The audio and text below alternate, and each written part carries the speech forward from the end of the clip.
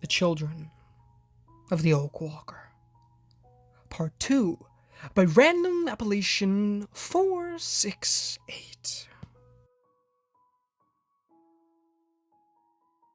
Basking in long rays of an orange, red, and golden sunrise, the palisade walls of New Wilderness glittered like jewels with a sheer coat of moisture.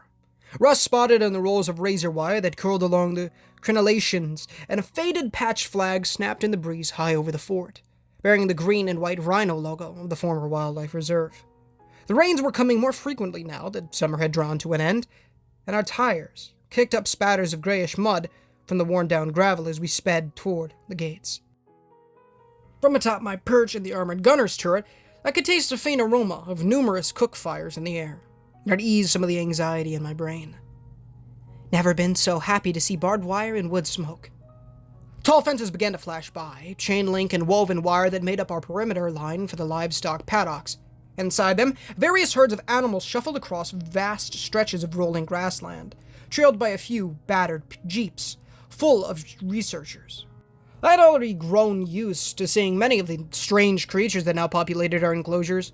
Shaggy mammoths that had once been Asian elephants, woolly rhinoceros that had been southern whites only a month prior, an enormous bison that had put on nearly twice their usual body mass since February.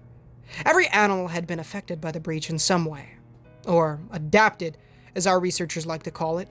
Some, like our cattle, sheep, and pigs, merely grew furrier, resprouted tusks and horns that had been trimmed down again, and bulked slightly in size.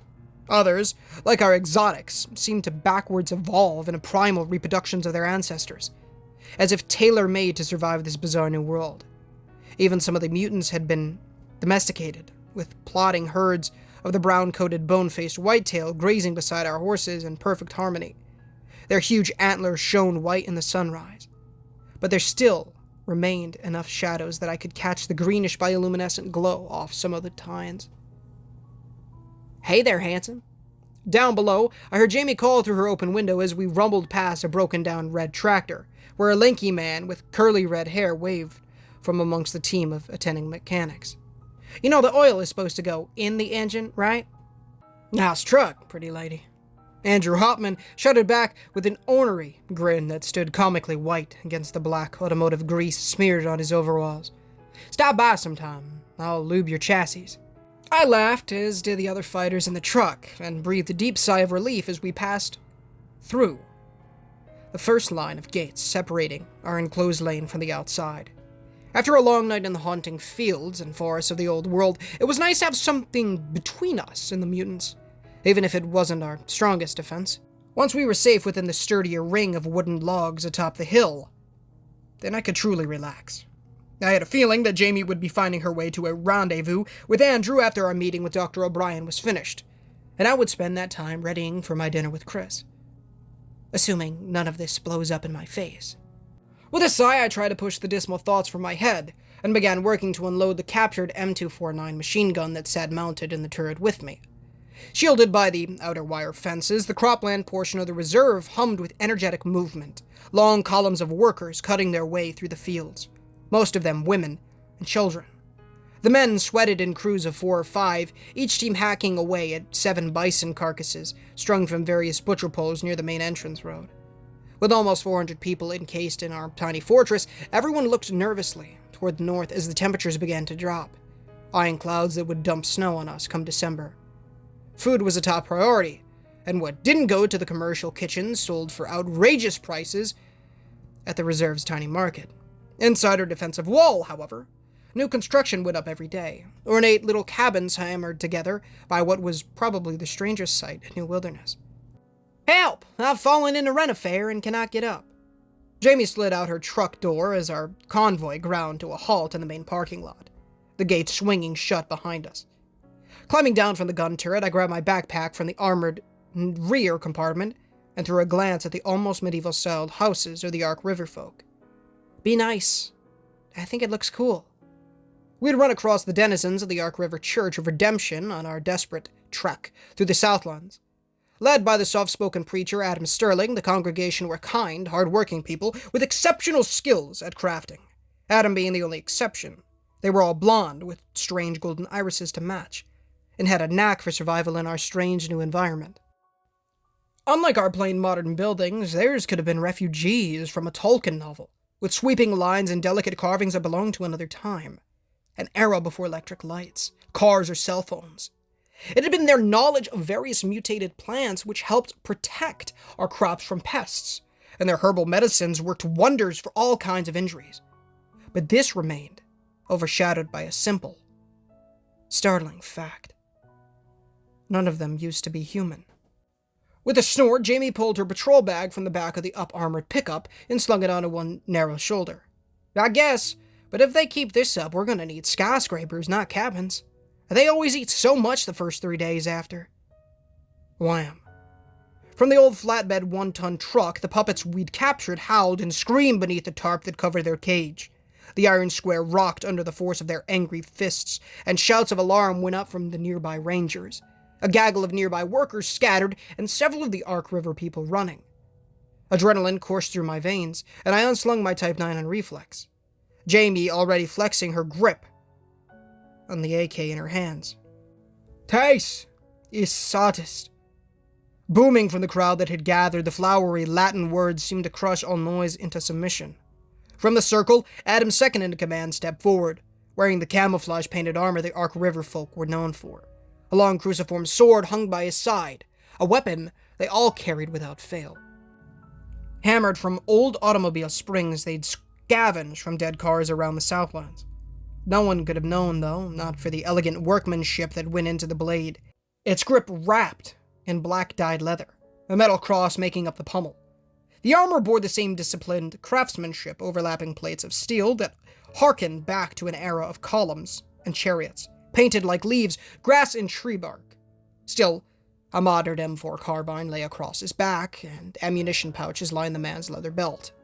His clothes were handmade, as were the boots on his feet, which bore rub marks from the stirrups that held his kind ride the bone-faced whitetail like horses. Sounds like a good haul, in a slightly accented English. Aleph scrutinized the covered truck bed with a patient scratch of his braided beard, which reminded me of a Viking show I'd seen once. How many? 4 females and 3 males. One of the rangers from our group eyed the cages warily, his Armalite rifle clutched tight in both palms. That big one is real mean, though. Might not want to mess with him. I scuffed my soles on the wet asphalt and avoided looking at the cage. Despite their horrifying features, it still felt odd describing the creatures like this, when they were a mere flip away from being just like us. Considering what was about to be done to them, I wondered if the others didn't share that sentiment. When the mutations had first started, or at least so I'd been told, all the monsters had appeared at night. Abnormal electrical storms preceded many of their appearances, and soon the beasts owned the night around New Wilderness. None of us had ever asked or considered what would happen if they came out during the day. We just accepted that they didn't. Or perhaps couldn't, and were glad for it. Stripped of our modern technology by the invisible power of the breach, we were completely outclassed. Most of our electronics destroyed, and cell towers rendered inoperable. Reduced to glorified peasants with guns, we were on the brink of extinction. So any advantage was a welcome one. It had been Adam, cooped up in his empty church on the other side of the southern ridgeline, that had first discovered our enemy's mortal weakness. They won't get far. Strong or no. Left stalked over to the edge of the tarpaulin, and as he reached up to grasp it, I could see his mouth moving, uttering a low whisper full of foreign words I couldn't make out. More golden-haired warriors surrounded the truck, and the rest of us backed away, gawking at the shiny spears in their hands. While our blacksmiths had struggled to relearn decades of lost knowledge, the Ark River folk seemed born to be master craftsmen, their blades light and sharp, every fitting a work of art. They were as deadly with them as they were with any rifle, and it only added to their mythical aesthetic.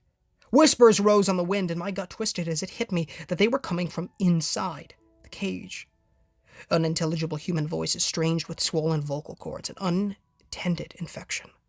I'd only seen puppets do this a few times. It had always happened in the presence of Ark River people. It was almost as if they could sense who or what they were, like a delayed form of recognition, which only served to make the sounds that much more eerie. Are they actually saying anything? Is it all just gibberish? Is there such thing as puppet speech? Drowning in similar levels of morose thought, everyone waited in tense silence. And beside me, Jamie thumbed the safety down on her AK. Off flew the tarp in a left's grip, and the air burst into a cacophony of horrible shrieks. Most of the others backed further from the truck, and some covered their ears. The screams as shrill as metal being dragged over concrete. Clank. One of the warriors unlocked the cage door, and another hit the hydraulic switch on the dump bed to send the puppets tumbling to the ground. In a mass of filthy arms and legs, the monster scattered, only to be met on all sides by the lowered spears of the Ark River guardsmen. Hemmed in, they began to twitch in seizure-like contortions, as their gray skin tinged charcoal black. Smoke wafted off the spreading burns, the greasy hair turning to ashes, and they each let out pitiful wails that made my teeth grind for the flicker of humanity in them. I never heard such cries before in my life. A heart-ending blend of fear and agony that held nothing back, as if the very life force was being ripped out of the poor beings. "My gosh," Jamie muttered under her breath, her own jaw working in disgust, and she brought a hand up to cover her nose. "That reeks." It curdled on the wind, a stench of fried skin and boiled rot, sickly sweet, with a salty, sulphury accent. Like molasses, the scent clung to the back of my tongue, and I fought the urge to gag. Just imagine how that must feel. Crumbling to the ground, one of the females curled into a ball, not yards away from where I stood, and shook as if she were freezing to death, even while her skin crusted over like an obsidian shell. With her ragged clothes burned away, she was no bigger than me, and I felt a small twinge of pity at how her gray face swam with milky tears that evaporated as though they were on a hot skillet. A roar erupted from the pile, and the big male charged forward on two unsteady legs, upright in a semi-human gait that wobbled for how the sun attacked him. Panic rose in my throat, and Jamie's gun flashed to her shoulder. The rest of the warriors hefted their spears, ready to bring him down. Aleph didn't move, even as the male came face to face with him. Their eyes locked. Just before it reached him, the big male stiffened and slowed, his legs locked up, the burns creeping too far up his body to permit movement. He bellowed into Aleph's stoic face with abyssal hatred, the two less than arm's length from each other. But neither moved further. Arms at his sides, Aleph watched him without the slightest ripple of fear on his bushy face. He never so much as reached for his sword, didn't flinch, his boots not moving 1 inch backward. "Improba est era tua, Freda. Vade in pace." The words held no hint of animosity. With the instant Aleph spoke, the big male's gray skin charred black and he went rigid. Each of the figures lay froze in various positions, now closer to ebony statues than nightmarish mutants. Warm rays of sunlight streamed down over the walls of New Wilderness, a gentle start for a mid-October day in southeastern Ohio. I could feel the damp chill in the air, and I tugged at the sleeves of my buckskin-colored jacket, aware that it wouldn't be enough in 2 months' time. How strange to feel cold while these things burned, to seek the sun while they hid from it. In patris arma, comatimus te, sanguinis nostri, sanguinis. Still facing the inanimate statue of his opponent, Aleph calmly spoke the words aloud in the same ritualistic prayer their kind always made over the bodies, and bowed his head for a brief moment. Lowering their spears, his companions joined with their own mutterings in Latin, a language they all spoke with the fluency of ancient Romans. One by one, they picked up the crusty statues and carried them off toward their section of the fort, where they would keep them until the evening. When that time came, the sooty black coverings would break, and from inside the macabre husk would crawl pale, trembling people with golden eyes, blonde hair, and cream-colored skin. It was a miracle, seemingly reserved only for these people, as none of our attempts to convert puppets had been successful. Only Adam and his followers could redeem them from their lowly state, through the painful fire of the sun. "They will thank us." Aleph seemed to note my squeamishness and gestured to his former opponent, which was being carried off by 4 other warriors. "I always do." I nodded, not wishing to be impolite, and watched as Aleph left with his kin for their sector of our camp. It might have been horrifying to watch, but I knew that once they awoke as humans, they would be far better off than before. Lots of other mutants hunted puppets in the wild, and though we had yet to find any dead from natural causes, we had yet to find any that looked healthy for their species. Besides, the more we converted to humans, the less we had to fight in the bush. Still, there was no getting used to that horrid smell. Well, that's ruined breakfast for me. Jamie switched her rifle back to safe with a heavy sigh as the rest of the crowd dispersed. Come on, let's get to O'Brien's office before we get roped into washing down the trucks. God only knows how they mucked up that cage on the way in.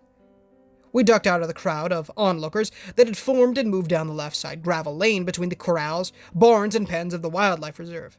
Many of the paddocks inside the main wall were occupied by our domestic cows, sheep, pigs, or goats, since we'd been forced to release all the carnivores that the reserve had on hand due to their adaptations from the breach.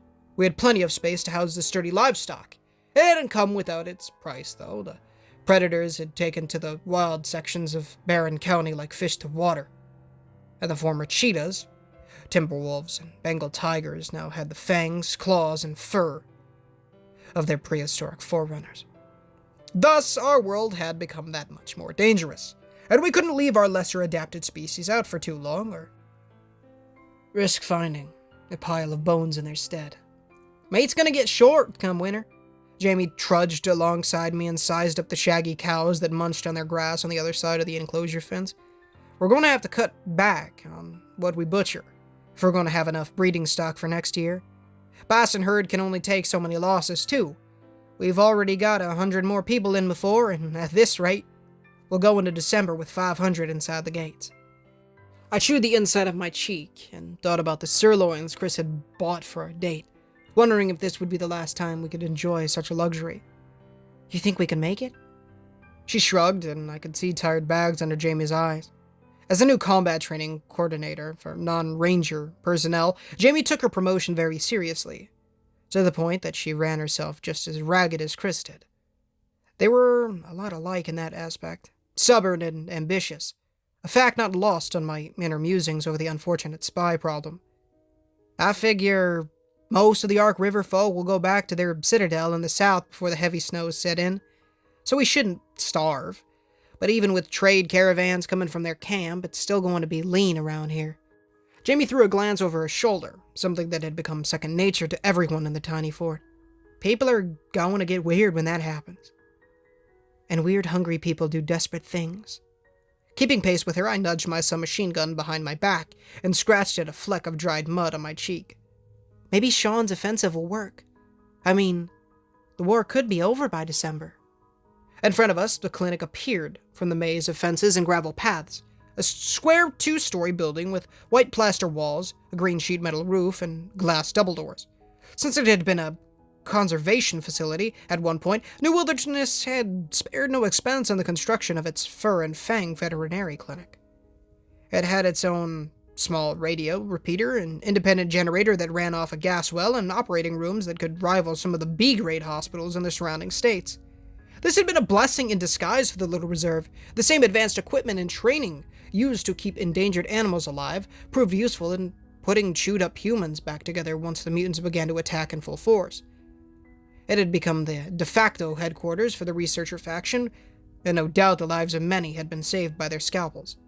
Jamie gave a rueful chuckle as we approached the shiny glass doors and scraped her muddy boots across a welded horseshoe that had been stuck into the yard for just such purposes. Oh, to have faith like yours. They said the same thing about World War I when it first kicked off. No, I don't think it'll be over by Christmas. And if it is, well, I doubt we'll live long enough to worry about what comes after. A hollow feeling sunk into my guts, and I paused by the double glass doors of the clinic to let her go ahead. Thunder rumbled somewhere in the distance, a deep, rippling boom that made my heart skip an anxious beat. Rainstorms weren't uncommon for Appalachia this time of year, but thunderstorms were supposed to get rarer as the snow came on. However, like many of the unseen forces that had shaped Barren County into its nightmarish condition, even the clouds here weren't what they seemed. Just from where I stood, I caught the flickers of lightning in the far-off strip of dark clouds. Surreal flashes of green, yellow, and orange bolts that defied the laws of common weather. New Wilderness had barely lasted this long, and no one truly could predict what winter would look like under such an atmosphere. One thing was for certain.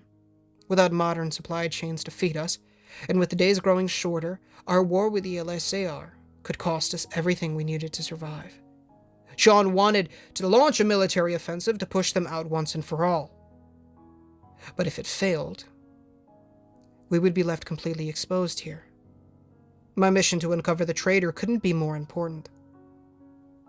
And if I was honest, I didn't have much of a plan at all. Let's hope I come up with one before the spy figures out I'm hunting him. Stuffing both hands into my jacket pockets, I kept my head down against the chilly northern wind and dragged my muck-covered boots over the iron horseshoe. With most of the dirt shucked from my weathered footwear, I jogged after Jamie into the cozy interior of the medical center. Hey guys, Ninja Gamer here, and thank you so much for listening to today's story. If you did enjoy, please feel free to leave a like, as it does help the channel innumerably and does get the gospel into people's feeds. As well as please consider subscribing, as we are trying to hit 10,000 subscribers by the end of the year, and it would be a massive blessing from the Lord if you guys did so. Of course, if you haven't done so already, please make sure to read the $1 million questions on screen right now and in the pinned comment and description if you prefer to read it that way. It will be the most important decision, I truly believe, that you'll ever make. It'll teach you about going to heaven, right? Eternal life. Who wouldn't want that? It'll teach you about repenting of your sins and trusting in the good Lord Jesus Christ with all your heart, mind, soul, and strength, and then building that relationship with the Lord by reading the Holy Bible daily, praying daily, and evangelizing to people. It's great stuff, so please do so. I'd very much appreciate it. Of course, go give Random Appellation 468 some love in the description and in the comments. The original story link and his Reddit page will be down there. So go give this amazing author some love. Love this series. Easily my favorite that I've done so far. So yeah.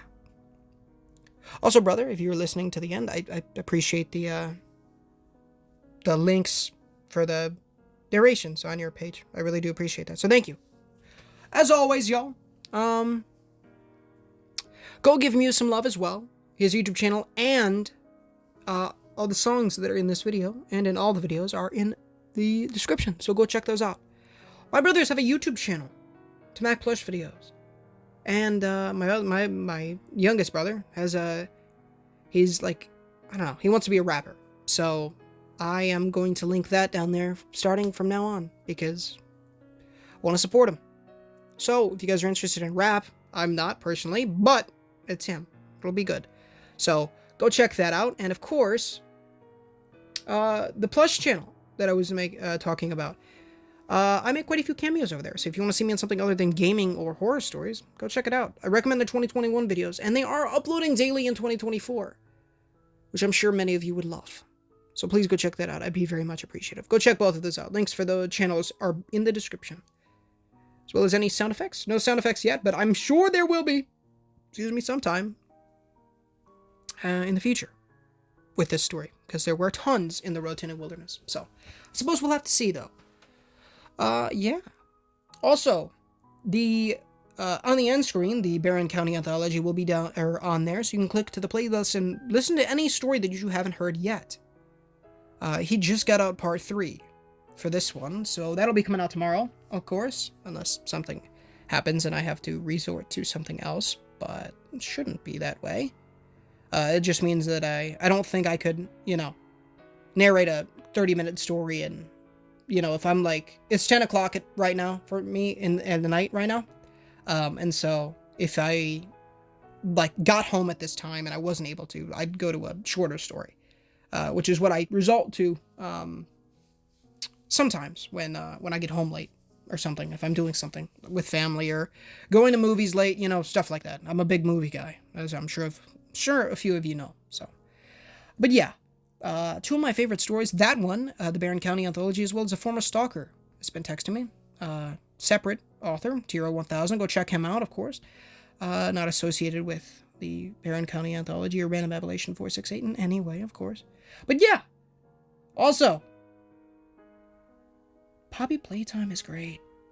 I'm sorry, I'm just loving it, man. You know, last couple streams, I've been streaming the third chapter, and I just gotta say, it is so good, dude.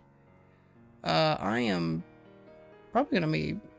Honestly, I'll probably make... Well, I have all my playthroughs, recorded, so honestly, I'm probably gonna make a video of all of them together. I think that'll be really good, so... Yeah. Look forward to that. Actually, I really need to get my butt in gear for a lot of this stuff. But that's neither here nor there. So I'm going to let you guys go. Thank you for watching. And I will talk to you all very, very soon. I'll also link the narrations thing. So if you want to go see somebody else's narration of these amazing stories for the Barron County Anthology, I'll link that down there too. To his post about that. But I love you guys. Thank you so much for watching. And until next time, guys, I will see y'all later. As always, guys, this is Ninja Gamer, signing off.